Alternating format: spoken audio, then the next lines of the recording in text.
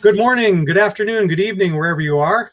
Thanks so much for joining us today. I'm Bill Murray from 12 Ronnies, and I've got Julie Shively again with me this week, and we're gonna continue where we left off last week, talking about some really great questions from the young entrepreneurs that are in her sphere of influence. So, Julie, first, why don't you talk about yourself and your work and where these questions are coming from?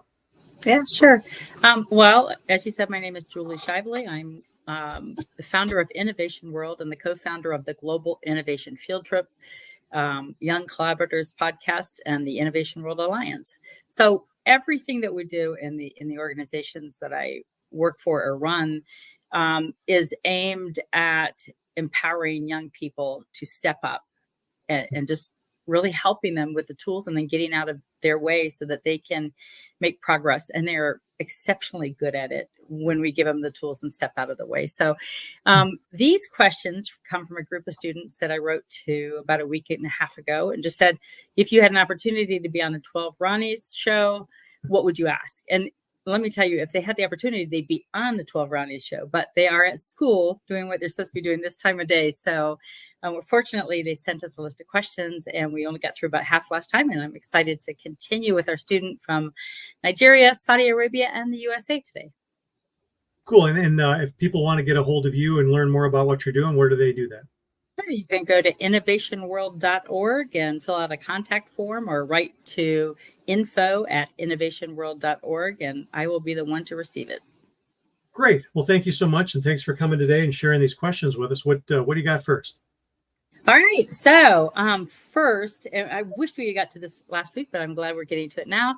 It is from 11th grader Ayomide, and she is from Nigeria. And I know her mother well. Kemi does a lot of work with our organizations and helping young innovators across the world as well. And she says, Ayomide says, I have a passion for cooking and I have a YouTube channel. This is something I've always loved doing as a child. My dream is to become a doctor and also to run a healthy food business. And my greatest dream is to be the greatest chef in the world. And I would love to have my own restaurant where I can make healthy food and snacks such as banana bread, healthy cookies, snacks. And I will make it with fruits, healthy sweeteners, replace sugar, stir fry, and grill foods against using oil. That would be interesting. So these are her questions now that she's given us a little bit of background. How can I start something like this at an early stage as a 14-year-old teenager? Well, obviously, Ayomide's got the world at her feet. She's kind of person I'd love to get behind because she's got a lot of dreams and sounds like she's got a lot of energy behind them. So I think the most important thing at this stage is to, and you've done the first step, is to get that list of things you're passionate about. You know, what is the dream job look like for you? What does living your best life look like for you? And she's got a great list there. Now, the important thing though to do then is once you have that list is then to understand the world around you and understand what people are willing to pay for, what people need.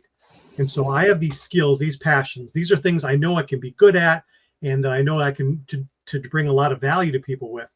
Now you have to understand what is it that people want, because I know some people that kind of went just sort of one way and said, I love doing this, so I'm going to go out and do that and this is going to be my entrepreneurship, and I'm going to make a living doing this. And one person in particular, and I actually got an email from her this morning. You know, she's super passionate about things in the sort of the self-help world, the being your best sort of world. The problem is she has a heck of a time selling these services to people, and they're services that people do buy. It's just that she can't find enough customers to make a solid living. And as she and I have talked over the years, she's shared how frustrating it is to have to go get a job at a company to basically support what she thought was going to be her business, but has turned into an expensive hobby. So that's what you don't want. You want to be able to take those things you're passionate about and turn it into something that pays you enough that you can continue to do that full time and not have to worry about going and doing something else. So you get those passions, And then you start going out and talking to people and observing the world. What are people consuming? About food or healthy cooking. What YouTube channels are successful that are similar to the ones that you're thinking about. So you want to go out and learn as much as you can, and then go back to your list of passions and say, well, I can put a little bit of this with a little bit of this and turn it into this product that I see people paying for a lot, and I could start there.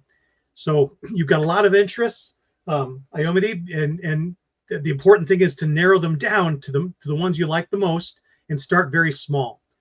Starting big usually means you're trying to sell to everyone, but ends up no one buying. When you start very small and very focused, then you can find out who your customers really are, get to know them really, really well, have some amazing experiences with them, and learn things that you would never have learned before. So that's that first step. Do the inventory on what you're passionate about, and then go out in the world and see how it matches up with the types of things people are looking for and want to pay for. I think a very important part of what you said too is that research part. Figure out who's doing what you want to do and what you like about what they're doing and what you don't like about they're doing, or what you want to do different or better. And then look at another one and look at another one until you find them. One of the mistakes I made when I started my early podcast is just assuming I knew what I was doing. And I started podcasting. Then I started listening to other podcasts. I'm like, wow, I should do that, a little of that. And I should include this. And my format should always be the same so that people are comfortable with it and they know it. And so it's best to do that research up front. So great answer, Bill. Thanks. Yeah, well, that's fantastic advice. Your competitors are the best way to figure out what you should be doing, because you should be doing some of the things they are doing and some of the things they aren't. Yep. All right. Her second question is, what measures or things do I need to put into place for something like this to happen? And when I start, how do I prioritize my long and short-term goals, both at the beginning and in the long run? Big question. All right. Yeah, it's wonderful. Iomide, you're making my day with that word measures. You've already made my day. It's all about measurement, because you have to measure not just at the end, but as you go from day one. So you start with that small thing that you want to learn about, that you can do really, really well, and you set the measures right away. When you look at the startup world, most startups, all of them had usually one really key metric, one measurement that they watched every day, and that everything they did had to tie back to that metric. And I think an example was Netflix early on. Their key metric was monthly subscriber growth. And so anytime a project came to the team, it was like, hey, we want to try this or we want to do that, they looked at that measure and said, will it change monthly subscriber growth? And if they believed it would in a good way, in a positive way, or in a large way, then they would move forward with the project. If they didn't think it would impact that metric, then they put it on the shelf for some other time when these types of things maybe were more important. And the same thing with anybody else's little startup, any entrepreneurial activity. What's the one thing that'll tell me that I'm reaching people? Maybe it's customers per day, or daily, just like Netflix, daily customer growth, or monthly customer growth, or repeat customers. 25% of my customers repeat a month later. That may be good, but how do you increase that? Hey, how do we get that to 50% for instance? And then a great tool to use this is the Lean Canvas. If you go online and just type in Lean Canvas, this will help you with all the little boxes that you can fill out. That'll help you understand what those metrics are. Very good. All right. So her next question is, how do I get a mentor or investors that will help me in making this dream come true? So step one, get a mentor. And that mentor could be anyone who has some sort of knowledge, experience, or ability that you don't have. It could be someone who's already a successful business person. It could be someone who's influential in your community. Anyone that can give you advice or access to resources would make that can help propel you forward, makes a good mentor. And you can have more than one. Just make sure that they aren't necessarily contradicting each other. And if they are, then you want to probably have a conversation with them, and you may want to step away from one mentor for a while because it might not be the right time for their expertise. So The mentor helps you first, and then the mentor can help you get to that point where you can attract investors. And perhaps that person has had some experience in attracting investors. So, an investor could be something as simple as a future customer, and you're asking people who look at my product. If you like it, almost like a Kickstarter, you'll give me $1, $5, $10, and then that gives you the right to be one of my first customers, to get the beta test, or you get the first run of the product, or you get an extra service or something like that. So sometimes you can raise funds by pre-selling the thing you have if you can get customers interested in it. And even if the product doesn't exist yet, often the first prototype of your product doesn't exist. It's just a picture on a web page, or it's a picture on a piece of paper that you hand to somebody. Hey, does this interest you? If so, pay me $10 now and I'll have it ready in 30 days or whatever it is. And then that gives you the ability, then when you have that investment, to say, hey, it makes it worthwhile to spend the time and money to build this thing well enough for a customer to use, because customers are already telling me yes with their wallet. And that's ultimately the most important thing, is to test people's wallet. Will they open it up and give you some money out of it? All right. I was thinking, as you were talking about that, an interesting thing to do if she's doing this on YouTube later is, you're kind of selling seats to the show, where if they contribute a certain amount, then they can actually come on live with you. Now they're more like an audience, or they're maybe you're showing them how to cook and they're doing the same thing as you are. You have a variety of these folks on each show, and they're kind of paying for the ability to be on there, and they're helping support your initial efforts. So that could be kind of cool to do. Absolutely. It's like buying a VIP pass to a concert.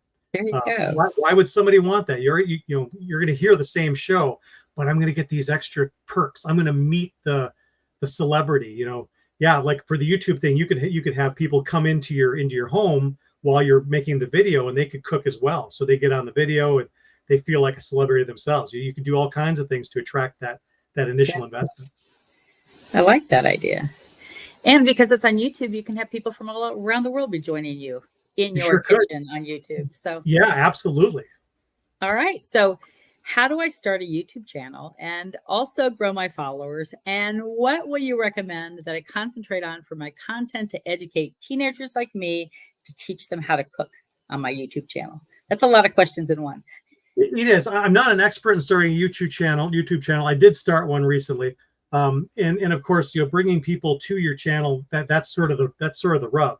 So, getting as much content out there as possible, and getting in contact with influencers, people that already have audiences, to say, hey, we've got a really great YouTube channel here by Ayomini, and she's really great at this, and you should watch this, and that kind of thing. That's typically what people do. You can also start in your community and just tell people about it. Tell people to share it with other people. There's all kinds of ways that you can get that going. You can get on other social media and then go across. It's usually good to have multiple social media channels. I know a lot of people do like TikTok or some of the other ones. I'm not big on social media, but I know it's a big deal for a lot of people, and probably a lot of people that are in her market as well. So as far as content, that's where you're crafting your product, and that is important. So that's where you want to get. If your customer is teenagers, you want to get with them and talk with them about the things that they like to eat, or things that they like to cook, or understanding what cooking and eating means to them, culturally, because you can go a lot of different directions with this. But you want it to be something that speaks to your audience. You want that video to be a product that people want to consume in your audience. So understand what they want. Let them help you do some videos, so that you get a feel of where they're going, and then also see if they'll recommend those videos to their friends. Because if they'll recommend them to their friends, they must have thought that they were pretty good, and that they were valuable to people of their age. Very good. Well, Ayomini, we wish you luck with that. You have to let us know so we can watch one of your episodes once you're up and going. Yeah, reach out to me on LinkedIn if you're there. That's the one social media I do. So that's the place to get a hold of me. Would love to hear and see what you're doing. Okay. Let's move over to Saudi Arabia. We have a question from Alira. She's an 11th grader. And it's a simple question, but I think it's a really big question. And Alira asks, how important is sustainability in entrepreneurship? Yeah, it's a good question. Now, the word sustainability has meant different things over the years. When I was younger, sustainability referred to sort of the viability piece of a value proposition. Is this a business model that can stand the test of time through changes in culture, changes in demographics, changes in tastes, that sort of thing. Today, and obviously to do that, you have to understand your market, understand how it changes over time. Now, today's sustainability, I know, refers to like environmental sustainability. Is this something that the inputs into this business can be things that are, recycled or ethically sourced, all those different types of buzzwords that you hear out there in the world that refer to kind of the new ethics around business. Sustainability, without sounding crass, sustainability is only as important as it is to your customer, at first, at least. If your customer has no interest in hearing about a sustainability story, then it shouldn't be a big part of your message. Now, if you choose to build your business in a sustainable way, that's great. And it's something that you can share to the right audience, but just know your audience. If your audience is living in a way where, sustainability would be a luxury to them, then you don't want to put this in their face and look like you're better off than your customer. So it's just understanding your customer very well. How you build your business is up to you, and you can keep private. How you sell your business to other people and your products is also very, very important. So long-term sustainability is important to a business, because if resources are being procured in a way that makes sure that there are resources there for the future, that's only good for your business. And long-term, it probably keeps the prices down, because if something starts to become scarce, the price goes up, and then that's going to hurt your business, because it's going to make your products harder for your customers to buy. So I think in a nutshell, the two ideas of sustainability: number one, build a business that can stand the test of time, and build a business that's consistent, that at least the messaging is consistent with what your customers are interested in, and a business that is something that's viable from a resourcing and from a business model standpoint. And again, the business model canvas is a great help there, because you can kind of chart all that and then understand how you're making it sustainable, if that's what you want to do using that canvas. Great answer. I wasn't even thinking about the two different types of sustainability. Knowing what I know about Alira, and her attention to the United Nations Sustainable Development Goals, I'm thinking it was the latter, working with products that are sustainable and stuff like that. So yeah, and I think the larger idea of sustainability, though, has stood the test of time. Is what is sustainable today? Well, it's a business model that doesn't get tripped up because some resource suddenly becomes scarce because it wasn't well managed while we were using it. So I think those are great things to think about as you're building that business model. All right. Thanks for the question, Alira. And Nirbai from the United States. Nirbai is getting ready to start fourth grade, if he hasn't already started this past week or two. And he asks us, as entrepreneurs, what are some examples of major obstacles that are faced and actions needed to be taken? Fantastic question. I'm trying to think. When I started fourth grade, what was I doing? I was very lazy compared to the kids I work with now, I tell you. I wasn't asking any questions like this. I was more interested in writing stories and playing with my Legos. So Nirbai, you're another person I'd love to get behind however I can.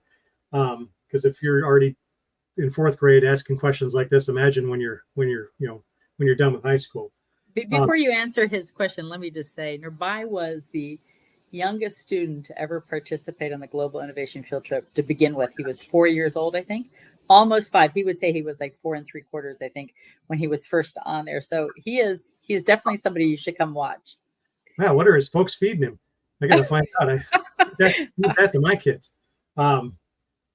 So yeah, so great question. The obstacles, obstacles are different for every entrepreneur and every business. I think about some of the classic examples. Really, there are three types of obstacles, or at least three, and the ones I'm thinking about track to the kind of the Venn diagram of innovation, which is viability, feasibility, and viability, feasibility, and desirability, with the most important one last, right? And when you look across desirability, which is, hey, does anybody want this? Viability, hey, can I make this an ongoing concern? Can I make this a long-term business? And that really ties into the last question we had. And then feasibility is like, hey, is this possible? Do the laws of physics prevent this from even being produced? So when you think about those three things, you can start coming up with assumptions that you're making in each one of those areas as you're thinking about maybe a business idea. The best place to start is with the desirability, because if a customer doesn't care about an idea you have, then there really isn't much need to think about viability and feasibility. So you look across those. You look at something like Airbnb. Their initial risky assumption was stranger will come stay at a stranger's house. Pretty big assumption. I don't know if I would stay at some stranger's house for me. But what they did, they lived in San Francisco, and there were a lot of conventions there that brought in a lot of people, and the hotels were always booked. So they just put ads on Craigslist. They said, hey, we got an air bed for rent in an apartment with two single young men. And their first, as far as, again, don't beat me if I said it the wrong way, but their first guest was a young woman, a single young woman. And that was a big signal to them. It's like, hey, if a single young woman is willing to come stay with two single young men, that's a pretty good signal that there's a big demand out there for this. And that really propelled them that they were seeing this. So start with your assumptions. If you have an idea, start with the assumptions of desirability. What are we assuming people are interested in? What are we assuming people want? And then how do we test those? Because that's the next step. You have a risky assumption. You don't just let it sit there and say, well, I guess that's just going to stay risky. Now you test it, because you want the risk of your idea to get less and less and less as you go forward, not more and more and more. Because if you don't test your assumptions early on, they become bigger and bigger risks as you build something. So you want to build something with the baked in knowledge of, hey, this assumption is validated, this one was invalidated, but because of that, we know how we have to design our product as we move forward, and things are getting less risky, so that at the end, when you're just about done with your product, the things that you're doing are extremely low risk, and the market risk is extremely low because you've had the customer with you the whole way. So in this case here, it's come up with your idea, lay it out there, use the lean canvas or the business model canvas, just kind of lay it out, and then say, okay, if this was working, what would have to happen? Customers would have to be willing to do what? They'd have to be willing to do this. They'd have to be willing to go here. They'd have to be willing to believe this. They'd have to do it at this time of day. They'd have to stop using this product. All these types of things. That then gives you the canvas there, gives you your shopping list of things you have to learn. And that's the most fun. Going out and talking to people is amazing, because they tell you stuff that you would never have thought. And that's why you go out and talk to people, because you're not the customer, they are, and they're going to tell you something amazing. Very good. All right, I'm going to throw you for a loop, because I'm going to take a question from United Arab Emirates, but I'm going to make it a smaller question, because he asked a lot of stuff about things that are specific to the UAE, which we wouldn't know because we're not in the UAE doing business. But there is one part of his question that I think is a viable question for you. And it's, what are the key factors or steps I should focus on when transitioning my invention into a successful business? Okay, so the classic definition of innovation is the application of invention. And the reason it's that way is because inventions all by themselves don't change the world, because it's just a thing.